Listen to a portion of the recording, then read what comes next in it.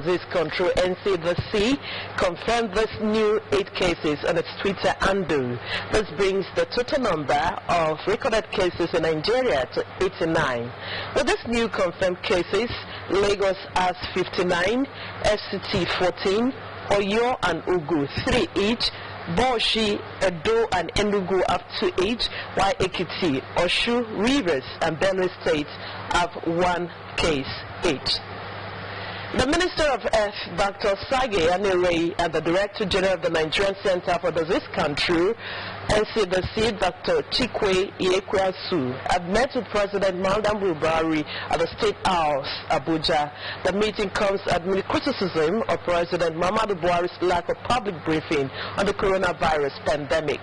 Reports say the minister at the end of the Boers briefed President Muhammadu Buhari on their activities and efforts towards preventing the spread of COVID-19 outbreak across the country.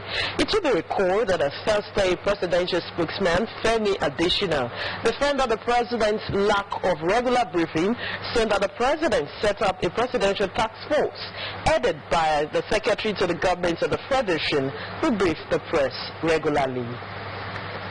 As part of preventive measures of the pandemic coronavirus, Governor Ifeanyi Okowa directed all commercial drivers and tricycle riders to reduce the number of the passengers. Correspondent John Glover and Kingsley Ago went around town to monitor the level of compliance. The reports. Governor of Delta State, Dr. Ifeanyi Okowa, directed that commercial bus drivers are to carry only 5 passengers, while tricycles are to carry 2 passengers as part of preventive measures against the pandemic coronavirus. When DRTV News went round twin city of Warri and Efru, the level of compliance was very low. In an interview, some bus drivers and tricycle riders have this to say. The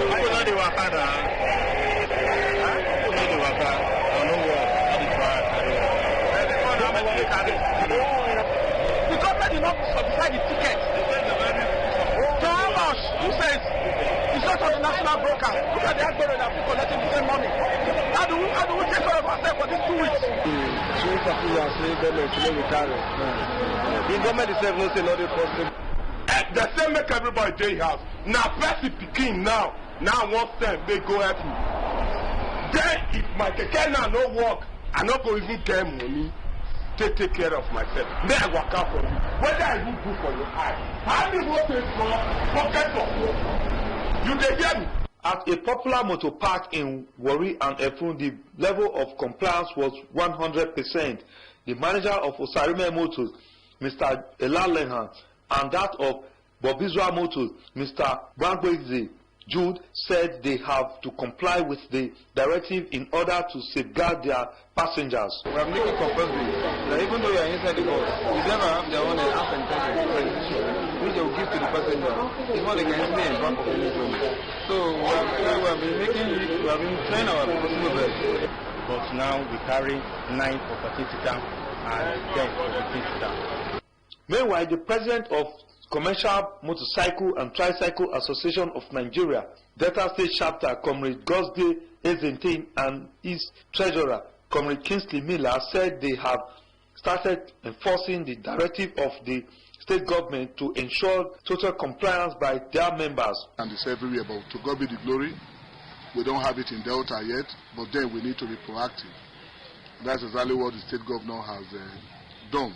By 20 naira, the union also have decided to reduce the price of the daily ticketing from 300 naira to 250 naira effect from a Monday. And we're also going to ensure that there's full compliance with this directive. They noted that the union has reduced the price of tickets in order to cushion the effect of the reduction of passengers on their members. For DRTV News, Kingsley Ago reporting. My drama played on Saturday at the Okpanan in Oshme North local government area when a Nigeria returnee from London who allegedly refused to self-isolate assaulted officers of the Emergency Operation Committee on COVID-19 who came to his apartment. The State Commissioner of Arrest, Dr. Modi Onoye, said the surveillance officers acting on information of a returnee from London who failed to self-isolate in line with government directives visited the returnee, they were assaulted by him. Dr. Onoye explained that when he was alerted, he also called the returnee with a cell phone and advised him on the need for immediate self-isolation. According to the commissioner, following the development, the returnee was subsequently taken to Okpanan Police Station for questioning, but was promptly released in order not to further spread the disease if he is positive. Dr. Onoye said that the man's excuse was that he's been treated as a leper since his return from London, attributing his rude behavior on the health workers a transfer of aggression. The drtv correspondent in KOK gathered that the returnee has since been escorted home, where he's currently under self-isolation and closely monitored by security personnel, and will be monitored daily by the surveillance team until the mandatory self-isolation period is completed. Dr. Onoye used the opportunity to advise residents not to be hostile to health workers since they are at the front line in the fight against the spread of COVID-19. The member representing Warri South-West constituency in Delta State Assembly, Honorable Imomotimi Guwo, on Friday carried that sensitization campaign in his constituency and also distributed protective materials against the deadly coronavirus disease around major cities in the area.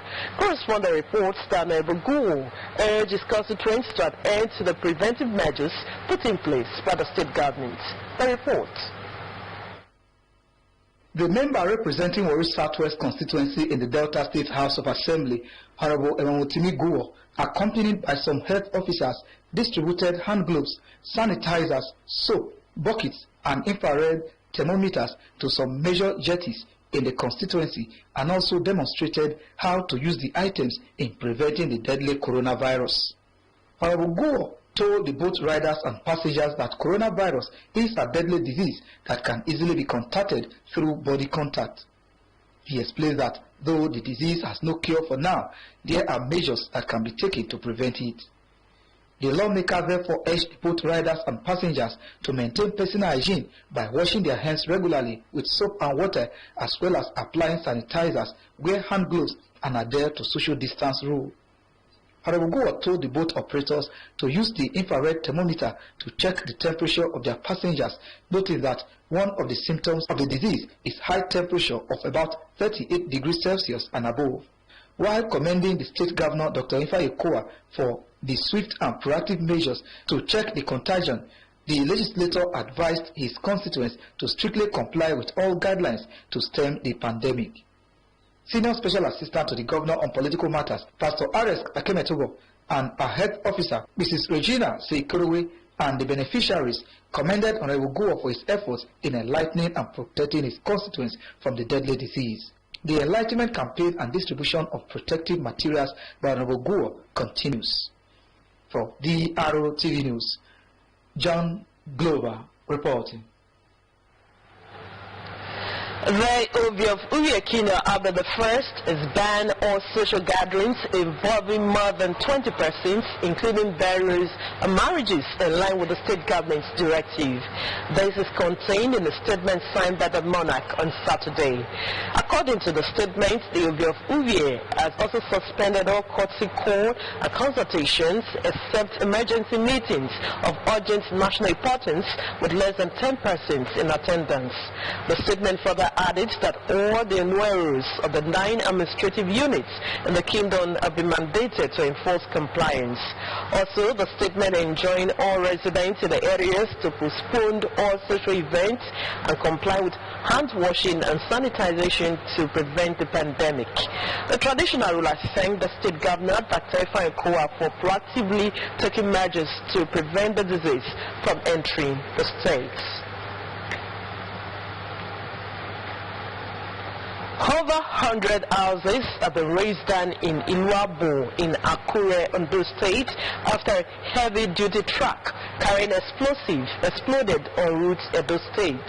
Consumed in the inferno were church buildings, school, residential and other building structures. The report gathered said the truck, which was carrying explosives, exploded at about 1 a.m. this morning. The number of casualties and properties destroyed in the incidents are yet to be estimated. Meanwhile, the Ondo State Governor, Mr. Oluwarotimi Akeredolu, says he has been briefed by security chiefs on the incident and efforts are on to ascertain the casualties and property lost. Governor Akeredolu said following his visit to the scene of the incident, he has directed that the area be cordoned off to allow the Explosive Ordnance Department bomb squad extricate the vehicle buried underground. He urged everyone to stay calm and be safe. You're still watching the DRTV News. We'll take a breather here. More reports when we return. Just stay tuned.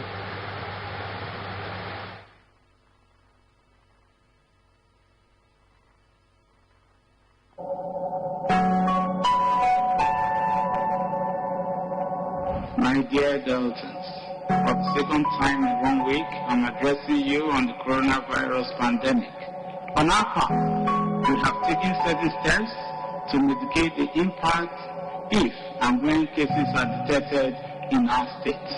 The state government has completed purpose-built isolation center at the Federal Medical Center of Sabah. The center is ready for use. I urge Deltans not to panic, but we must all commit to best behavior by keeping to the advice of the NCDC and state officials.